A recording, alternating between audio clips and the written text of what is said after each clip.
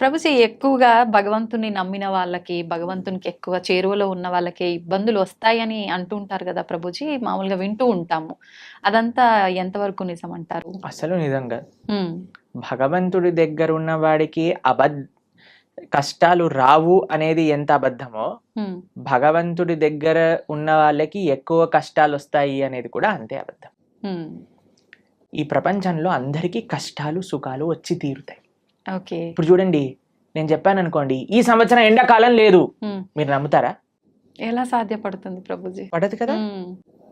నేను చెప్పాను అనుకోండి, ఈ సంవత్సరం ఓన్లీ ఎండాకాలం ఉంటుంది, హ్మ్. వర్షాకాలం ఉండదు, చలికాలం ఉండదు అని అంటే మీరేమంటారు? ఓ బాగుంది, చాలా బ్రహ్మాండంగా ఉంటుంది అంటారా? వినటానికి బాగుంది కానీ ఎలా జరుగుతుంది?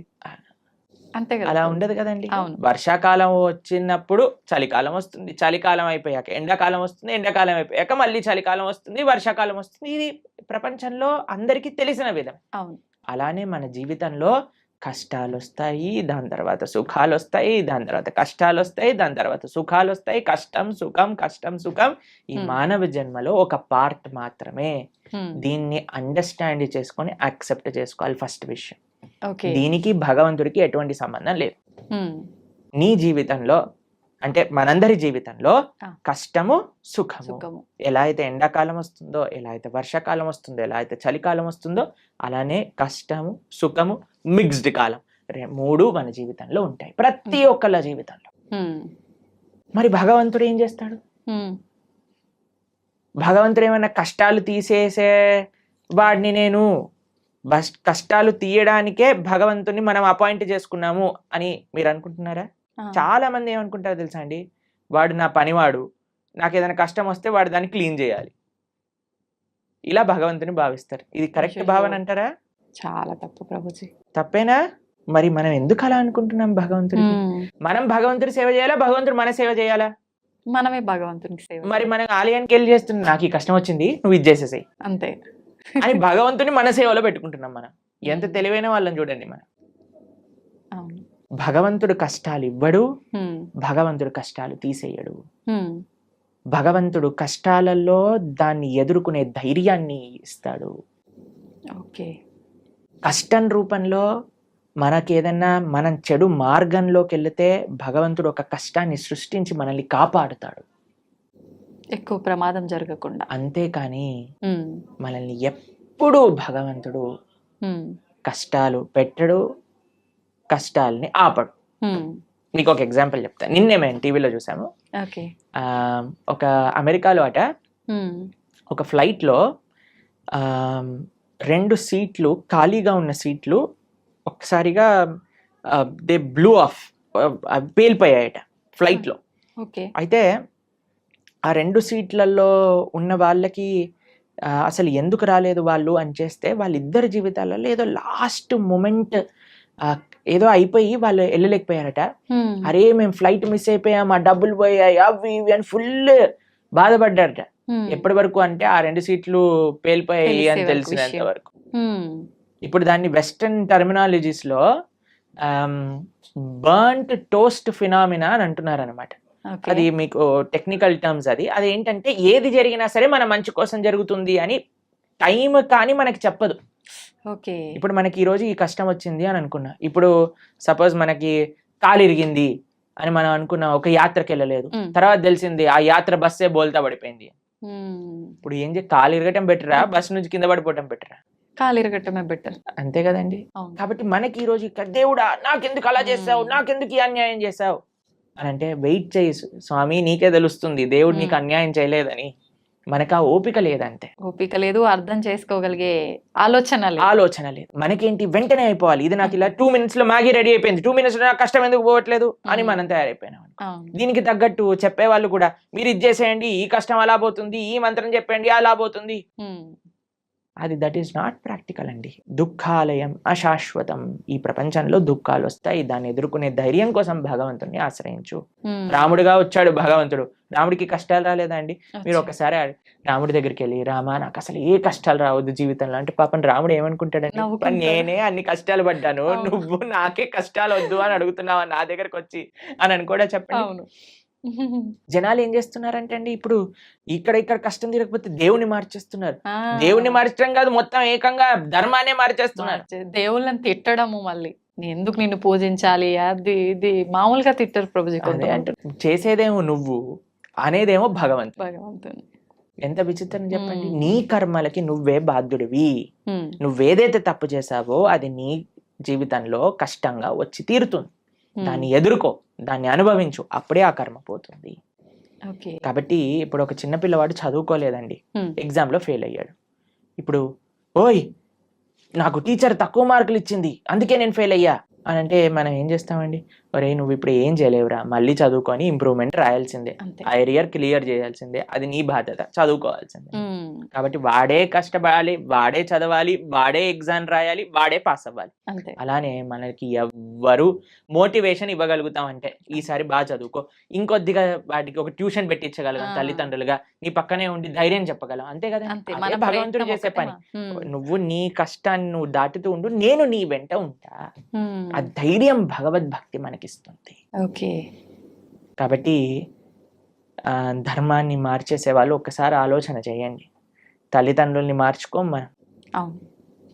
వేరే వాళ్ళ తల్లిదండ్రులు ఏదో కొత్త బ్యాగ్ కొనిచ్చారు, స్పైడర్ మ్యాన్ బ్యాగ్ కొనిచ్చారు, మా అమ్మ నాన్న స్పైడర్ మ్యాన్, నేను వాళ్ళ ఇంటికి వెళ్ళిపోతా అని వెళ్ళిపోతామా? లేదు. ఎంత సిల్లీయో, ఎంత worst thing to do in life. అలానే మన ధర్మాన్ని వదిలేసి వేరే ధర్మాలకి ఏదో కష్టాలు పోతాయి మాకు, ఉమ్, కష్టాలు తీర్చేవాడు దేవుడే కాదు. మీకు ఒక విషయం తెలుసా అండి, అవునా ప్రభుజీ?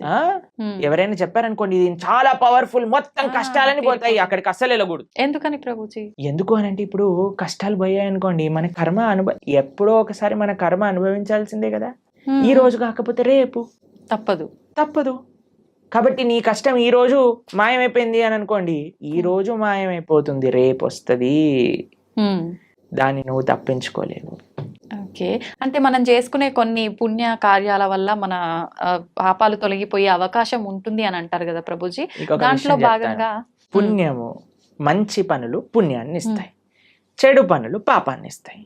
ఓకేనా? ఉమ్, పుణ్యము సపరేట్ గా అనుభవించాలి, పాపం సపరేట్ గా అనుభవించాలి. ఉమ్, పుణ్యం ఎక్కువ చేసేస్తే పాపాన్ని అది తొలగించదు. ఓ, అర్థమైందా మీకు? ఓకే. ఓకే. ఇప్పుడు పుణ్యం ఏదైతే ఉందో దాన్ని మీకు స్వర్గానికి తీసుకెళ్తుంది అని అనుకోండి, ఉమ్, పాపం ఏదైతే ఉందో దాన్ని మీకు నరకానికి తీసుకెళ్తూ ఉంది అనుకోండి. మీరు ఎక్కువ పుణ్యం చేసేస్తే ఈ పుణ్యం వెళ్ళి పాపాన్ని ఇది చేసేదన్నమాట. పుణ్యం ఖాతానే, పాపం ఖాతానే. ఉమ్, ఈ ఏ రెండూ లెక్క? పోవాలి, ఈ రెండుతో మాకు పని లేదు అని ఉమ్, అన్నప్పుడు మనం భగవంతుడికి శరణాగతి చేయాలి, ఉమ్, భగవంతుడి యొక్క భక్తి చేయాలి. అప్పుడు మనకి పుణ్యంతో సంబంధం ఉండదు, పాపంతో సంబంధం ఉండదు. భగవంతుడిని ఆశ్రయించడం, భగవంతుడిని చేరుకోవడం, ఇది భక్తి మార్గము అని అంటే. ఓకే. కాబట్టి ఫస్ట్ పాపాచరణ ఉమ్, మానుకోవటం మనుష్యత్వంలో పుణ్యాచరణ, మంచి మనిషిగా మారటం, మంచి మనిషిగా మారిన తర్వాత ధర్మాన్ని తెలుసుకొని భక్తిని ఆశ్రయించి భక్తుడుగా మారటం. ఇట్లా 3 స్టేజెస్ ఉన్నాయి. ఓకే. కాబట్టి ఫస్ట్ స్టెప్ ఇస్ పాపాన్ని పక్కన పెట్టండి, పాపాచరణ తప్పు. దాని తర్వాత నెక్స్ట్ స్టేజ్ మంచి మనిషిగా మారటం, మంచి మనిషిగా మారాక ధర్మం గురించి, దేవుడి గురించి తెలుసుకోవటం, భగవంతుని ఆశ్రయించటం. ఓకే.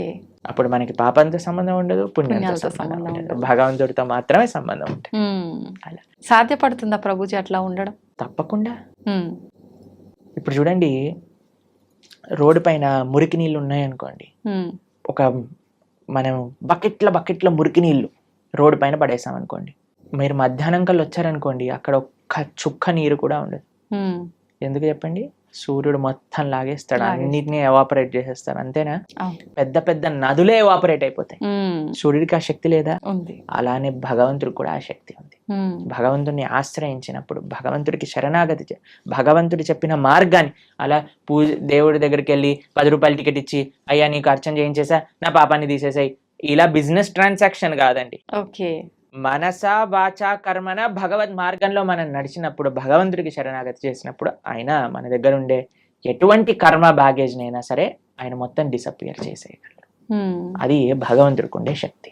ఎప్పుడు మనం నిజమైన భక్తి మార్గంలో నడిచినప్పుడు, అది ముఖ్యం. ఓకే. హడావిడి హంగామాలు ఆర్భాటాలు చేస్తుంటారు మామూలుగా భగవంతుడి విషయంలో వచ్చేసరికి, అవన్నీ కాకుండా మనస్ఫూర్తిగా మనం దైవ మార్గంలో ఉండాలి. హంగామా, హడావిడి, ఆర్భాటం ఎందుకు చేయకూడదు? చేయొచ్చా గురుగారు? ఎందుకు చేయకూడదు అని అడుగుతున్నాను. ఒక మ్యారేజ్ డే మనం సెలబ్రేట్ చేసినప్పుడు 25th మ్యారేజ్ యానివర్సరీ పెద్దగా గందరగోళం చేసేసినప్పుడు, పిల్లవాడి ఫస్ట్ బర్త్డే ఇంత పెద్దగా చేసినప్పుడు, ఒక పెళ్లికి కొన్ని లక్షల కోట్లు ఖర్చు పెట్టేసినప్పుడు, భగవంతుడికి పూజ మాత్రం ఎటువంటి ఏమీ చేయకూడదు, స్వామికి దాలియాలు కట్టకూడదు. మన వాళ్ళు ఇప్పుడు మొన్న మాకు ఒక వీడియో పంపించారు, ఒక ఫేమస్ యాక్ట్రెస్ బాలీవుడ్ లో అంటుంది, నేను టాయిలెట్ కైనా డబ్బులు ఇస్తాను కానీ గుడి కట్టడానికి డబ్బులు ఇవ్వను అని. ఎందుకు అంత?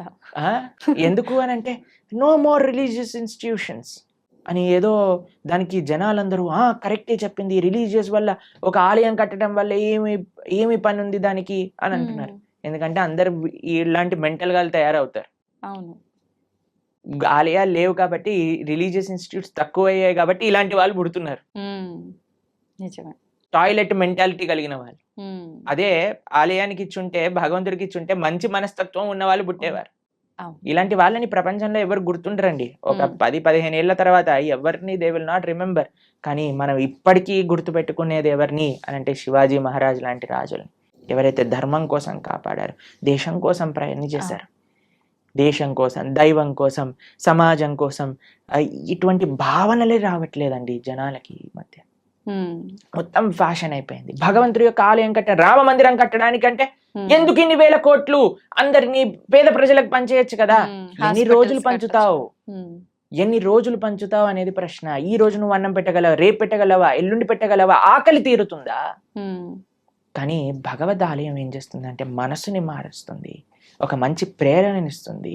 ఒక ఆలయం దేన్ని విషయాలకి కేంద్రం చూడండి మీరు. ఒకటి ఆర్ట్, కల్చర్, ట్రెడిషన్, హెరిటేజ్, ఎన్నిటిని నిలుపుకుంటుంది రామమందిరం. ఒక మందిరం మీరు చూసారంటే ఎన్ని వ్యవస్థలు, పూలు అమ్ముకునే వాళ్ళకి మందిరం, ఒక ఫార్మింగ్ చేసే వాళ్ళకి మందిరం, ఒక ఆర్ట్స్ నేర్చుకునే వాళ్ళకి మందిరం, భగవంతుని ఆశ్రయించిన వాళ్ళకి మందిరం. ఒక మనసులో ఒక ఉత్సాహం, ఒక నమ్మకం, ఒక విశ్వాసం, ఒక ధైర్యం కావాలంటే గుడికి వెళ్తామండి. మీరు మీ జీవితంలో ఎప్పుడైనా వెళ్ళారా అలా? అందరం వెళ్ళే ఉంటాం కదా. ధైర్యం కావాలి. భగవంతుడా మేము ఈ కష్టంలో ఉన్నాం, ఒక ధైర్యం నింపుకోవడానికి భగవంతుడి దగ్గరికి వెళ్ళి చెప్పుకుంటాం మనం. ఎక్కడికి వెళ్తాం ధైర్యం కావాలంటే చెప్పండి. అసలు ఈ ప్రపంచంలో ఎక్కడైనా ఏ ప్రదేశం ఉందా ధైర్యం కోసం వెళ్ళడానికి? మీరు థియేటర్కి వెళ్తే ధైర్యం వస్తుందా? లేదు. పార్క్కి వెళ్తే ధైర్యం వస్తుందా? లేదు. షాపింగ్ మాల్కి వెళ్తే ధైర్యం వస్తుందా? భగవంతుడి దగ్గరికి వెళ్తే ధైర్యం వస్తుంది. ఆ నమ్మకం, ఆ విశ్వాసం, ఆ పట్టుదల. ఏదో ఒకటి ఇన్స్టిట్యూషన్ మన కల్చర్ని, మన ఆర్ట్ని, మన ట్రెడిషన్ని, మన సాంప్రదాయాన్ని నేర్పించే ఇన్స్టిట్యూషనే మందిరం. కాబట్టి మనకి వీ వాంట్ ఎవ్రీథింగ్. ఎప్పుడైనా మీరు హైదరాబాద్ లో ఈ 5 స్టార్ హోటల్ కట్టబోతున్నారు, వాడిని అడిగారండి, ఎందుకు 5 స్టార్ హోటల్ కడుతున్నావు, నీ పక్క నుండి స్లమ్ లో అన్ని డబ్బులు బంచేసాయి, 1 స్టార్ హోటల్ కట్టి సరిపోతుంది అని మనం ప్రశ్నిస్తామండి? లేదు. ఎందుకు? మనకు కావాలి. ఎవరైనా 700 crores 5,000 crores పెట్టి మూవీస్ తీస్తే వాడికి వెళ్ళి చెప్తామా, ఒరే నువ్వు ఈ మూవీ తీయకరా, మేమందరం ఏం పర్వాలేదు, చూడకపోయినా పర్వాలేదు, నువ్వు 1000 కోట్లు పనిచేసే జనాలకి అని చెప్తారా అండి ఎవరైనా? లేదు. దీంట్లో మనకి ఏం ప్రాబ్లం లేదు. కానీ ఎప్పుడైతే భగవంతుడికి ఏదన్నా సేవ చేస్తున్నారనుకోండి, భగవంతుడికి అభిషేకం చేస్తే వెంటనే పాలేంటి అని అంటారు. నేను చూసానండి సినిమా హీరోల కట్అవుట్లకి పాలాభిషేకాలు చేస్తూ ఉంటారు. రాజకీయ నాయకులకి, కరెక్ట్ రాజకీయ నాయకుల విగ్రహాలకు పాలాభిషేకం. అప్పుడేమైంది మన నీతి? మనకు నచ్చిన పని చేస్తే తప్పులేదు. మీరు చూసారండి ఇప్పుడు కొత్తగా ఈ ట్రెండ్ లో ఏమంటామంటే ఆ న్యూ ఇయర్ పార్టీలు అవి ఇవి అని చేసుకుంటారు కదా, దాంట్లో షాంపైన్ బాటిల్స్ లోంచి షాంపైన్ అంతా ఇలా పోతూ ఉంటుంది చూసావా? అప్పుడు నీకు డబ్బులు వేస్ట్ గా, అదే 5,000 10,000 ఎంత ఉంటాయో మనకు తెలియదు, కానీ ఆ బండిటిని నేల కొరగటంలో నీకేం తప్పులేదు, పిచ్చి గంతులు వేయటంలో నీకు తప్పులేదు, పబ్బులు కట్టడంలో తప్పులేదు, రెస్టారెంట్స్ కట్టడంలో తప్పులేదు, మాల్స్ కట్టడంలో తప్పులేదు, సినిమా థియేటర్లు కట్టడంలో తప్పులేదు, మందిరం మాత్రమే తప్పు. ఎందుకంటే భగవంతుడు మంచివాడు కాబట్టి. పాపం వాడు ఏమన్నాడు కదండి, నవ్వుతూ అలా నించుంటాడు. భగవంతుని కూడా తప్పట్లే. భగవంతుడిని ప్రేమతో ఉండే వాళ్ళ దగ్గర ఆయన ఉంటారండి, అది వేరే విషయం. ఆయన ఏం ఎక్స్పెక్ట్ చేయట్లేదు మనం ఇంత పెద్ద గుడి కడతాం అంత గట్టు, అది మన కృతజ్ఞత. కాబట్టి జనాలు అందులో ఆర్భాటాలు వద్దు అని కేవలం భక్తిలో అనుకుంటే తప్పు. లేదండి మాకు మా జీవనమే సరళం, మేమే ఒక మ్యారేజ్ డే వచ్చింది అనుకోండి, ఆలయానికి వెళ్ళి దండం పెట్టుకుంటాం. అలానే భగవంతుడి యొక్క ఉత్సవం వచ్చినా ఆలయానికి వెళ్దాం. లేదండి మేము మ్యారేజ్ డే మాత్రం ఒక 2-3 లక్షలతో చేస్తాము, కానీ కృష్ణాష్టమికి మాత్రం 100 రూపాయలు ఖర్చు పెడతాం. అది తప్పు. ఇక్కడ కావాలి, ఇక్కడ చూపించే వ్యక్తిత్వం గురించి మాట్లాడుకోవట్లేదండి. కేవలం నేను చూపించడానికే పూజ చేస్తా అనటం తప్పు. కానీ భగవంతుడికి ప్రేమతో నేను ఇంత గొప్పగా చేసుకోగలుగుతాను అని అనుకోవటంలో తప్పేమీ లేదు. చేసుకోవచ్చు, కానీ మన హృదయంలో ఆ భక్తి, ఆ ప్రేమ అనేది ఉండాలి. ఓకే, ఏమంటారు మీరు? నిజమే ప్రభుజీ, ఉండాల్సిందే. చాలా తక్కువ మందిలో ప్రభుజీ రాను రాను ఇంకా అంటే ఎక్కువ ఆధ్యాత్మిక మార్గంలో భగవంతునికి దగ్గరగా ఉండాలంటే ఎక్కువ అంటే ఏమంటారు సెంటిమెంట్లు, కండిషన్లు ఎక్కువ ఉండాల్సిందేనేమో అని చెప్పి లిమిట్ లో అని అందరు జనాల్ని ఒక మబ్బెలో పెట్టేశారు జనాలు. కానీ మీరు మనందరం కలిసి ఇంకా ఇంకా ప్రజలలో ఆ చైతన్యాన్ని తీసుకొని రావాలి. అవును ప్రభుజీ. భక్తి అంటే కేవలం sentiments, rules, regulations, conditions, impositions కాదు. భక్తి అంటే ఎంతో సరళమైన, సున్నితమైన, ఆనందకరమైన, ఉత్సాహకరమైన, మనశ్శాంతిని ఇచ్చే ఒక ప్రాసెస్ అని మనందరం కలిసి జనాలకి చెప్పినప్పుడు అప్పుడు మాత్రమే వాళ్ళు నిజమైన భక్తి అంటే ఏంటో అర్థం చేసుకోగలిగే స్థితిలోకి వస్తారు. నిజమే ప్రభుజీ. ఇంకా ఇంకా ఇంటర్వ్యూస్ చేయాలి ఇలా. తప్పకుండా చేద్దాం ప్రభుజీ, మార్పు మనతోటే మొదలు పెడదాం. ఓకే, అయితే ప్రభుజీ నేటి అల్ట్రా మోడర్న్ జనరేషన్ వాళ్ళకి కృష్ణతత్వాన్ని అనుసరించాల్సిన ఆవశ్యకత ఎంతవరకు ఉంది ప్రభుజీ? ఏ జనరేషన్ వాళ్ళకైనా కృష్ణుని, భగవంతుణ్ణి అనుసరించాల్సిన అవసరం ఉన్నది. ఎలా అయితే మనకి ఓషన్లో ఉండే బోట్స్కి మీరు లైట్ హౌస్ అని ఉంటుంది తెలుసు కదా, అక్కడ నుంచి లైట్ వస్తుంది. ఆ లైట్ని చూస్తే వాళ్ళకి ఎక్కడికి వెళ్ళాలి అనే విషయం అర్థం అవుతుంది. లేకపోతే ఎక్కడ నేల ఉంది, ఎక్కడ మనం దాటచ్చు ఈ సముద్రాన్ని అనేది తెలియదు. ఇప్పుడు మనందరికి ఒక లైట్ హౌస్ లాంటి వాడు అన్నమాట. భగవంతుడు, భక్తి, గురువు, శాస్త్రము ఇవన్నీ ఒక లైట్ హౌస్ లాంటివి. మనందరం ఈ సంసారంలో బోట్ సముద్రంలో చూసారండి, ఎలా ఇలా పైకి ఇటు ఊపుతుంది, అటు ఊపుతుంది, సామాన్లన్నీ కింద పడిపోతూ ఉంటాయి. అలా మన పరిస్థితి కూడా అలానే ఉంది. మానసికంగా, వ్యక్తిగతంగా, ఎమోషనల్, ఫిజికల్, మెంటల్ అన్ని స్టేట్ లో వీఆర్ ఆల్ డిస్టర్బ్డ్. కానీ ఎప్పుడైతే ఆ లైట్ హౌస్ మనకు కనిపిస్తుందో, భగవత్ తత్వము అనేది ఏదైతే మనం తెలుసుకుంటామో అప్పుడు మనకి హోప్ ఉంటుంది జీవితంలో. ఇక్కడ ఒడ్డు ఉన్నది, ఇక్కడికి వెళ్తే మేము సురక్షితంగా ఈ సముద్రం నుంచి బయట పడగలుగుతాము అని. కాబట్టి ఏ అల్ట్రా మోడర్న్ అయినా ఎటువంటి వాళ్ళైనా సరే అందరికీ శరణు భగవంతుడు. కాబట్టి ఎప్పుడైతే ఆ కేంద్రం మనకి ఉందో జీవితంలో, మంచి ధర్మం, సమాజ సేవ, దేశ సేవ, భగవత్ సేవ అనే కేంద్రం వైపు ఎప్పుడైతే మనందరం నడుస్తామో అప్పుడు ప్రతి ఒక్కళ్ళలో ఆధ్యాత్మికత, ఆ ఆనంద భావన అనేది కలుగుతుంది. కానీ ఇప్పుడు ప్రస్తుత సమాజంలో మోడర్న్, అల్ట్రా మోడర్న్ అన్నారు కదా మీరు, ఎంత అల్ట్రా మోడర్న్ అయితే అంత అల్ట్రా ప్రాబ్లమ్స్ వస్తున్నాయి. ఇది నిజం ప్రభుజీ. ఎప్పుడైనా మీరు డిప్రెషన్ అనేది విన్నారా అండి? మేమైతే మా టైంలో డిప్రెషన్ ఏంటి, మెంటల్ హెల్త్ ఇష్యూస్ ఏంటి, ఈ సైకాలజిస్ట్, సైక్రాటిస్ట్ దగ్గర 3,000-4,000 రూపాయలు వారానికి ఖర్చు పెడుతున్నారు ఇప్పుడు చిన్న యూత్ లో ఉండే పిల్లలకి. చిన్న చిన్న పిల్లల డిప్రెషన్ ఇప్పుడు ఎవరికి తెలియదు అసలు ఈ మెంటల్ హెల్త్ ప్రాబ్లమ్స్ ఏంటి అనేది ఎప్పుడు వినలేదు. ఒకళ్ళు చెప్పారు, ప్రభుజీ మేము వెళ్ళి మా అమ్మకి చెప్పాను నాకు డిప్రెషన్ ఉందంటే నువ్వు పారాసెటమాల్ వేసుకో తగ్గిపోతుంది అని చెప్పిందట వాళ్ళ అమ్మ. ఎందుకంటే పాపం తెలియదు కదా ఎవరికి మెంటల్ హెల్త్ అంటే ఏంటి, డిప్రెషన్ అంటే ఏంటి అని. అలాంటిది భారతదేశం ఎంత మీరు అల్ట్రా మోడర్న్, సూపర్ మోడర్న్ అవుతుంటే అంత మనకి mental health problems, physical health problems. ఇప్పుడు చూడండి ఎవరిని అడిగినా సరే నాకు ఇవి నాకు అవి అని చెప్తున్నారు. ఇంతకు ముందు అలా మీరు చూసారండి మీ వయసులో ఎప్పుడైనా? మీరు ఎప్పుడైనా మెంటల్ హెల్త్ విన్నారా మీ చిన్నప్పుడు? మేము డిప్రెషన్ లో ఉన్నామండి, స్ట్రెస్ లో ఉన్నామండి, యాంగ్జైటీలో ఉన్నామని ఎప్పుడైనా విన్నారా మీరు? అలాంటి పదాలు ఎందుకు? మీరు అల్ట్రా మోడర్న్ సొసైటీలో లేరు కాబట్టి. ఇప్పుడు ఎందుకు వినాల్సి వస్తుంది? అల్ట్రా మోడర్న్ సొసైటీ తయారైంది కాబట్టి. కాబట్టి ఎంత మనం మన సంస్కృతిలో మన ఫౌండేషన్, ఇప్పుడు చూడండి ఫౌండేషన్ స్ట్రాంగ్ ఉంటే బిల్డింగ్ ఉంటుంది, ఫౌండేషన్ వీక్ ఉంది అనుకోండి బిల్డింగ్ కదిలిపోతుంది. మనకి ఇప్పుడు ఫౌండేషన్ వీక్ ఉంది, పెద్ద పెద్ద స్కై స్క్రేపర్ బిల్డింగ్లు కట్టేస్తున్నాం కానీ ఫౌండేషన్ లేదు కదా, ఎప్పుడు కూలిపోతుందో తెలియదు. ఫౌండేషన్ ఏంటి? అదే ఆధ్యాత్మికత.